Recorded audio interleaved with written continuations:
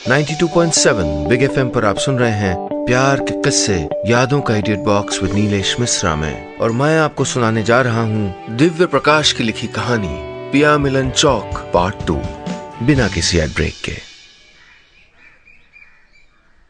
College खत्म होने के 10 साल बाद जब एलुमनाई मीट का इनविटेशन लेटर घर पे आया तो मेरी बीवी नेहा पाठक मिश्रा ने अंदर ड्राइंग रूम से चिल्ला के मुझसे कहा, पिया मिलन चौक पे आपसे मिलने का मन कर रहा है मिश्रा जी, लेके चलेंगे नहीं? 2 हफ्ते बाद हम एलुमनाई मीट पर जाने के लिए चल दिए और कार में बैठते ही हमेशा की तरह नेहा को तुरंत नींद आ गई। आज भी जब सोते हुए नेहा मेरे कंधे पे सर रख देती है तो कॉलेज में हिल स्टेशन वाली वो ट्रिप याद आ जाती है जब नेहा ने पहली बार मेरे कंधे पे सर रख दिया था। रास्ते भर मैं 10 साल पहले कॉलेज में और कॉलेज के पिया मिलन चौक पे पहुंच गया। तो हुआ कुछ ऐसा था कि 1 महीने की नाराजगी के बाद नेहा पाठक ने मुझको गर्ल्स हॉस्टल के सामने वाले चौराहे पे बुलाया था और बताया था कि ये कोई आम चौराहा नहीं है बल्कि पिया मिलन चौक है। अच्छा, कुछ ऐसा गजब हुआ कि उसके बाद कॉलेज ऑफ इंजीनियरिंग में धीरे धीरे कॉलेज के सभी लड़के लड़कियां इस चौराहे को पीएमसी ही बोलने लगे। क्लास में लोग शाम को मिलने का टाइम भी ऐसे फिक्स करते, शाम को 5 बजे पीएमसी आ जाना, फिर कैंटीन चलेंगे। जब भी कोई लड़की किसी लड़के को पीएमसी पे मिलने के लिए बोल देती तो लड़के की ये फ्रेंडशिप से प्यार तक की घोर तपस्या पूरी मान ली जाती। मसलन अगर लड़की लड़के से कॉलेज में, लाइब्रेरी में, कैंटीन में, क्लास में मिलती है लेकिन कभी पीएमसी पे नहीं मिली तो अभी मामला केवल अच्छी दोस्ती तक ही पहुंचा है, ऐसा माना जाता था उन दिनों। दिवाली की छुट्टियां खत्म हुई, क्लास लगना शुरू हुई। पूरी क्लास आ गई थी लेकिन नेहा नहीं आई। 1 दिन हुआ, 2 दिन हुआ, अब मुझको चिंता लगने लगी कि वो आई क्यों नहीं। बहुत सोचने समझने के बाद मैं उसकी सहेली के पास पहुंचा, पूछा, हाय, ये नेहा क्यों नहीं आई? ये सुन के सहेली शेफाली बहुत जोर से हंसी और बोली, तुमको बड़ी चिंता हो रही है उसकी, क्यों? ये सुन के मैं झेप गया, लेकिन नेहा का पता करना ही था तो उसकी सहेली के ताने तो सह नहीं थे। अच्छा, ये होता ही है, सहेलियां केवल और केवल आपका मजाक बनाने के लिए होती हैं। कभी आप ज्यादा चिंता करते हैं इसलिए मजाक बनाती हैं, कभी आप कम चिंता करते हैं इसलिए। और अगर आपकी किस्मत खराब हुई और आपने केवल 1 चॉकलेट खरीदी तब तो आप पूछो ही मत। शेफाली ने बताया कि नेहा की तबीयत ठीक नहीं है, 1-2 दिन में आ जाएगी। मैंने ऐसे वैसे करके किसी तरह से शेफाली से नेहा के घर का लैंडलाइन नंबर ले लिया। लैंडलाइन भी गजब की चीज होती थी। ये मोबाइल फोन के आने से हमारी जिंदगी से जैसे ब्लैंक कॉल नाम की चीज तो विलुप्त ही हो गई है। पहले जब आप किसी बंदी के घर पे फोन मिलाओ तो 100 में से 99 बार बंदी फोन उठाती नहीं थी। कभी उसका भाई, कभी उसके पापा, कभी उसकी मम्मी फोन उठा लेती थी। हर घर में एक एक्सटेंशन नंबर भी लगा रहता था कि अगर कोई फोन पे बात कर रहा है तो दूसरा आदमी भी सुन सके। ये एक्सटेंशन वाले फोन के चक्कर में हिंदुस्तान में न जाने कितने प्यार परवान ही नहीं चढ़ सके। खैर, मैंने सोच ही लिया था कि जो होगा सो होगा, नेहा को तो फोन मिलाना ही है। कॉलेज में ही एक एसटीडी पीसीओ हुआ करता था जहां कम से कम 10-15 मिनट इंतजार के बाद नंबर लगता था। जैसे मेरा नंबर आया मैं केबिन में घुसा, लेकिन बहुत डर लग रहा था कि नेहा के घर पता नहीं कौन फोन उठाएगा। नंबर डायल किया, 3-4 बार ट्रिन ट्रिन वाली आवाज आई, फोन उठा और हेलो की आवाज आई। आवाज बिल्कुल भी नेहा की नहीं लग रही थी। आप सुन रहे हैं प्यार के किस्से यादों का edit box with Nilesh Mishra में, सिर्फ 92.7 बिग एफएम पर। 100 में से 99 बार बंदी फोन नहीं उठाती, लेकिन 100 में से 1 बार उठाती भी है। तमाम संशय, तमाम डर के बावजूद फोन नेहा नहीं उठाया था। उसने हेलो बोला तो मैंने कंफर्म करने के लिए कुछ नहीं बोला। उसने एक बार और हेलो बोला, तब जाके मुझको विश्वास हुआ कि आवाज नेहा की ही है। शायद तबीयत खराब होने की वजह से आवाज थोड़ा भारी हो गई थी। मैंने कहा, नेहा? उसने कहा, जी बोल रही हूं, आप कौन? कैसी हो तुम? नेहा ने थोड़ा गुस्सा करते हुए पूछा, आप बोल कौन रहे और कहां से बोल रहे? मैं मुक्तेश। ओ मिश्रा जी, आप? नंबर कहां से मिला तुमको? वही शेफाली से। कैसी हो तुम?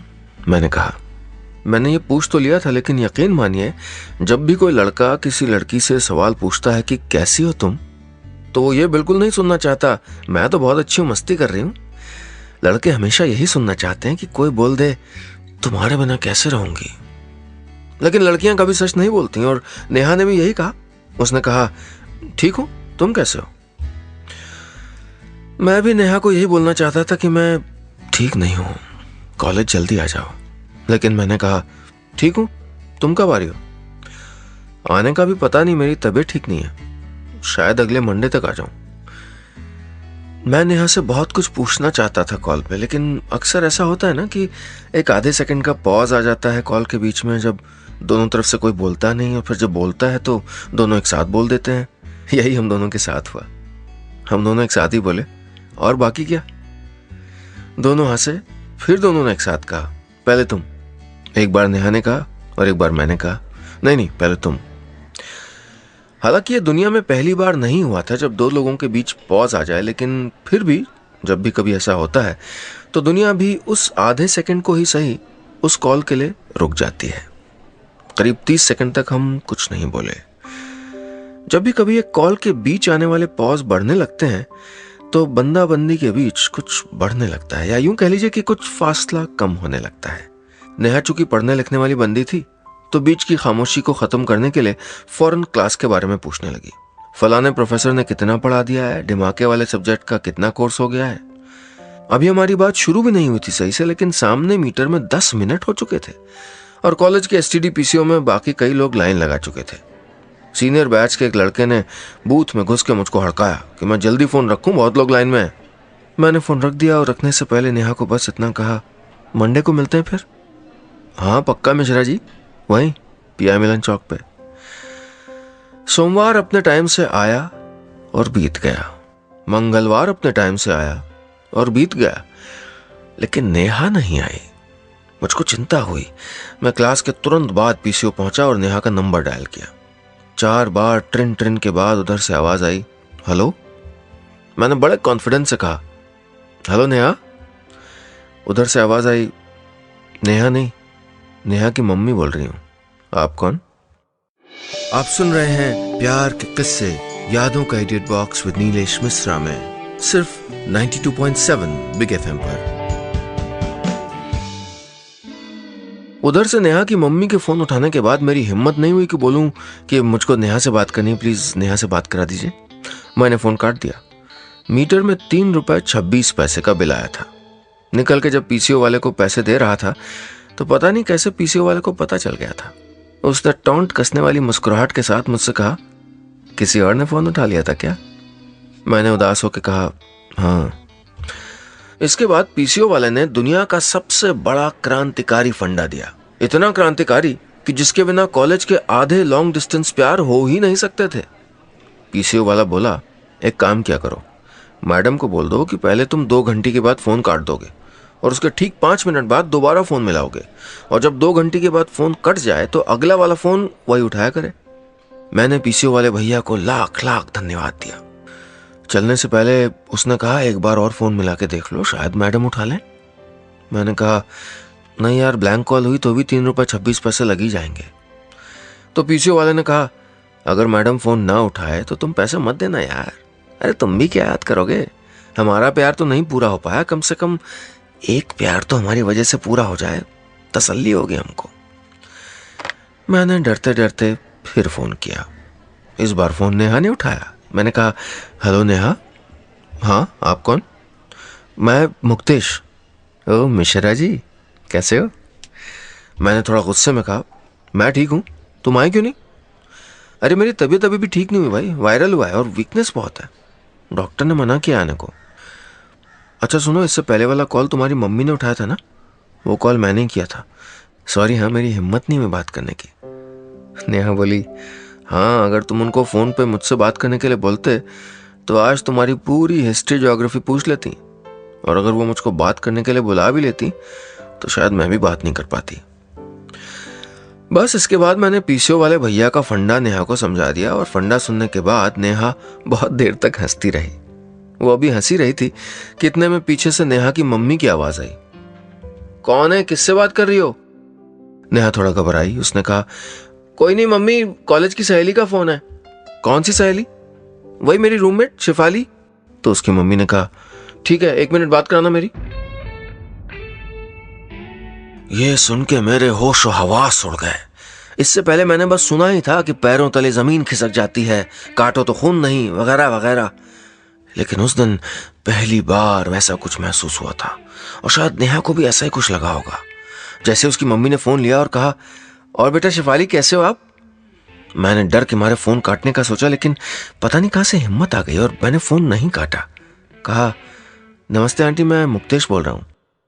नेहा को बताने के लिए फोन किया था कि अगले वीक टेस्ट है, वो मार्क्स फाइनल सेमेस्टर में जुड़ेंगे, तो टेस्ट मिस ना करे, उससे पहले आ जाए।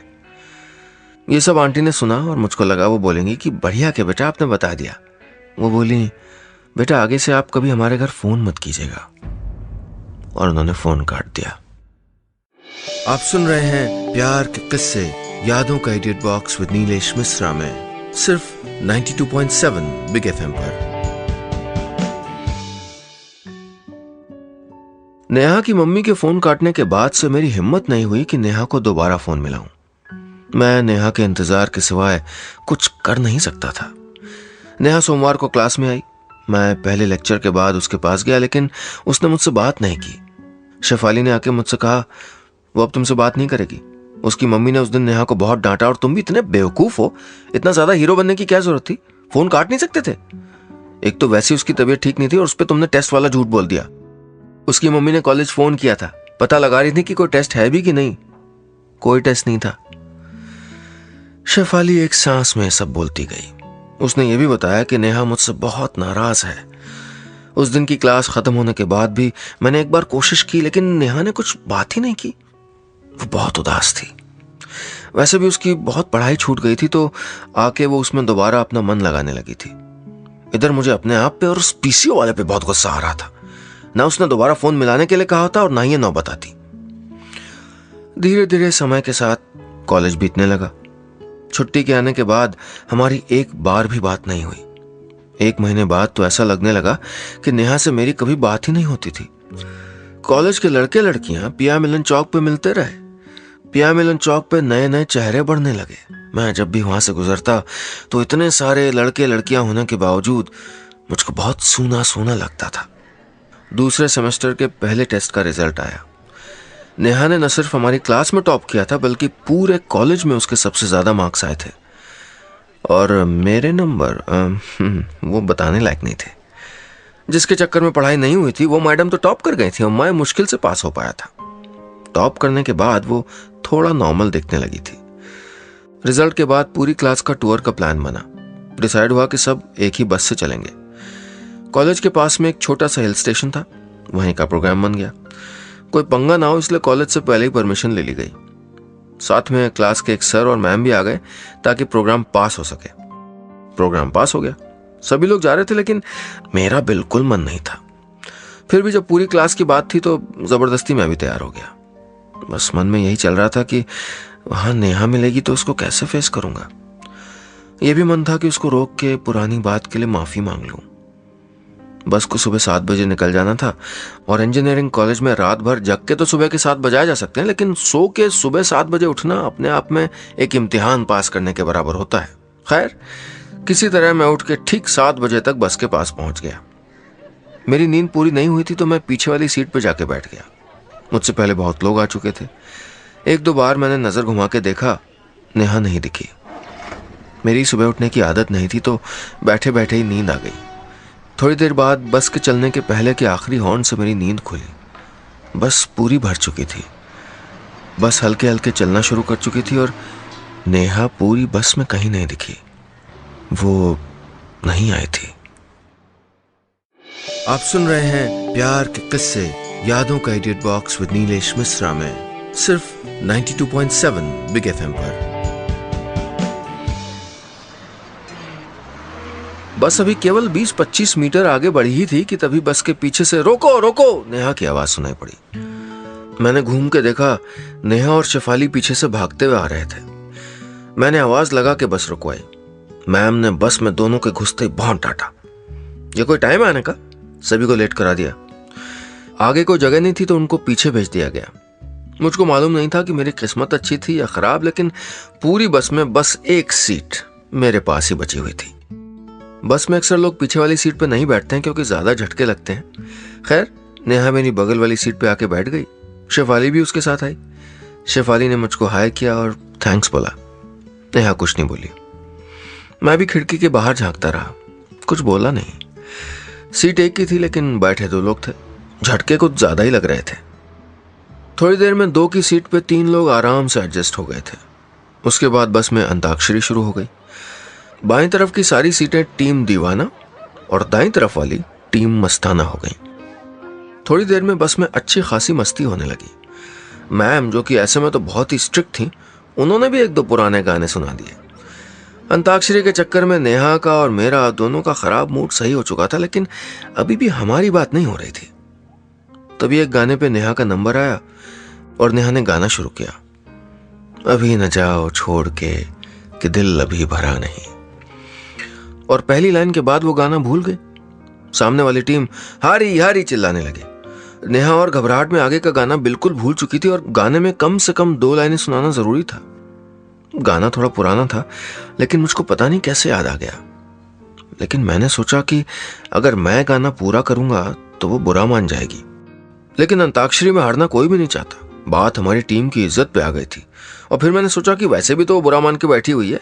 बस मैंने आओ देखा न ताओ गाना शुरू कर दिया। अभी न जाओ छोड़ के कि दिल अभी भरा नहीं, अभी अभी तो आई हो बहार बन के छाई हो, हवा जरा महक तो ले, नजर जरा बहक तो ले, ये शाम ढल तो ले जरा, अभी न जाओ छोड़ के कि दिल अभी भरा नहीं। मैंने नेहा का अधूरा गाना पूरा कर दिया। हमारी टीम जीत गई, लेकिन नेहा अब पहले से भी ज्यादा नाराज हो गई थी। अंताक्षरी खत्म हो गई थी। सब सुबह जल्दी उठे हुए थे तो नींद आ गई थी सबको। नेहा भी शेफाली के कंधे पे सर रख के सो गई थी। शेफाली जगी हुई थी। मैं खिड़की से बाहर देख रहा था। बस झटके दे दे के चल रही थी। सोते हुए दुनिया की सारी लड़कियां दुनिया की सबसे खूबसूरत लड़की हो जाती हैं, वो भी अगर वो किसी बस या ट्रेन में सो रही हो तो और भी। नेहा भी इसी वक्त दुनिया में सबसे खूबसूरत लड़की लग रही थी। मैं बहुत ही ध्यान से उसको पता नहीं कितनी देर तक देखता रहा। कब आंख लगी पता ही नहीं चला। थोड़ी देर में बस ने एक झटका दिया। मेरी आंख खुली और नेहा का सर मेरे कंधे पे आ गया। बस चलती रही। मैंने धीरे से उसका सर हटाया, फिर अपने आप दोबारा सो गया। न जाने कब इस बार मेरा सर नेहा के कंधे पे आ गया। शेफाली अभी सो ही रही थी। थोड़ी देर बाद उसने बहुत जोर से मुझको कोहनी मार के कहा, ये क्या बदतमीजी है, नेहा के कंधे से सर हटाओ अपना। आप सुन रहे हैं प्यार के किस्से यादों का edit box with Nilesh Mishra में, सिर्फ 92.7 बिग एफएम पर। मेरा सर नेहा के कंधे पे था। मैंने कोई जानबूझ के ऐसा नहीं किया था। शेफाली ने जब उठाया तो उसकी और 2-3 सहेलियां हम दोनों की तरफ देख के हंस रही थी। हिल स्टेशन आ चुका था। सभी लोग बस से उतर चुके थे। बात आग की तरह फैल चुकी थी कि मैं नेहा के कंधे पे सर रख के सो गया था। पूरी क्लास में मेरा मजाक बन रहा था। दिन भर बाकी लोग घूमते रहे, लेकिन मेरा मन बिल्कुल नहीं लगा। मैं कैसे बताता कि बीच में नेहा का सर भी तो मेरे कंधे पे था। मैंने तो बुरा नहीं माना, लेकिन ऐसे मामलों में कोई लड़कों की साइड कहां लेता है। खैर, मैंने सोच लिया था कि ऐसे नहीं चलेगा। नेहा से एक बार फुल एंड फाइनल बात कर ही लेता हूं। दिन भर नेहा अपनी सहेलियों के साथ घूमने और फोटो खिंचवाने में बिजी रही। शाम को चलने से पहले मैम ने अनाउंस कर दिया, जैसे सब लोग सुबह बैठे थे वैसे ही बैठेंगे, कोई जगह चेंज नहीं करेगा। बस अब मैंने सोच लिया नेहा से आज बात करके ही रहूंगा। नेहा मेरे पड़ोस में आके बैठी। मैं कुछ नहीं बोला। थोड़ी देर बाद जब मुझसे रहा नहीं गया तो मैंने कहा, I am sorry Neha. Neha ने गुस्सा दिखाते हुए पूछा, किस बात के लिए? मैंने कहा, दोनों बातों के लिए। मुझे आंटी से झूठ नहीं बोलना चाहिए था, लेकिन मैं बहुत घबरा गया था। नेहा ने पूछा, और दूसरी कौन सी बात के लिए? वो सुबह वाली, मैं तुम्हारे कंधे पे सर रख के सो गया था। मैंने जानबूझ के ऐसा नहीं किया था, और मैं 10 मिनट तक समझाता रहा कि मेरी गलती नहीं थी। नेहा ने मुझको बीच में रोक के कहा, मुझको पता है तुम्हारी गलती नहीं थी। ना उस दिन मम्मी के साथ कॉल पे, ना आज सुबह नींद में। मेरा भी सिर तुम्हारे कंधे पे आ गया था बीच में। मेरी हल्की नींद खुली थी, लेकिन मैंने सर हटाया नहीं। बस पता नहीं क्यों तुम पे बहुत गुस्सा आ रहा था, इसलिए इतने दिनों से नाराज होने का नाटक कर रही थी। नेहा चुप हो गई। वही कमबख्त आधे सेकंड का पॉज आ गया हमारे बीच। न मैं कुछ पूछ पाया, न वो कुछ बोली। जब दोनों तरफ से कोई नहीं बोलता और जब फिर बोलता है तो दोनों एक साथ बोल देते हैं। यही फिर से हमारे साथ हुआ। हम दोनों एक साथ बोले, सॉरी। दोनों हंसे और फिर दोनों ने एक साथ कहा, पहले तुम। फिर बहुत देर तक न जाने हमारी क्या क्या बातें होती रहीं। अगले दिन कॉलेज में मैंने एक पर्ची पर 22 सितंबर 2001 की तारीख डाली और लिखा, शाम को पियामिलन चौक पे मिलो 5:30 बजे। कभी मैं तो कभी नेहा, ऐसी न जाने कितनी पर्चियां एक दूसरे को देते रहे। कॉलेज वाली इन पर्चियों को अगर हम इकट्ठा कर पाए तो कभी किसी को लव स्टोरी लिखनी न पड़े। शायद हम ही ये सारी पर्चियां खो देते हैं कहीं। नेहा और मैं यूं ही शाम को पियामिलन चौक पे मिलते रहे। कॉलेज खत्म होने के बाद हमारी नौकरी एक ही कंपनी में लगी। नेहा शादी के बाद से नेहा पाठक मिश्रा हो गई।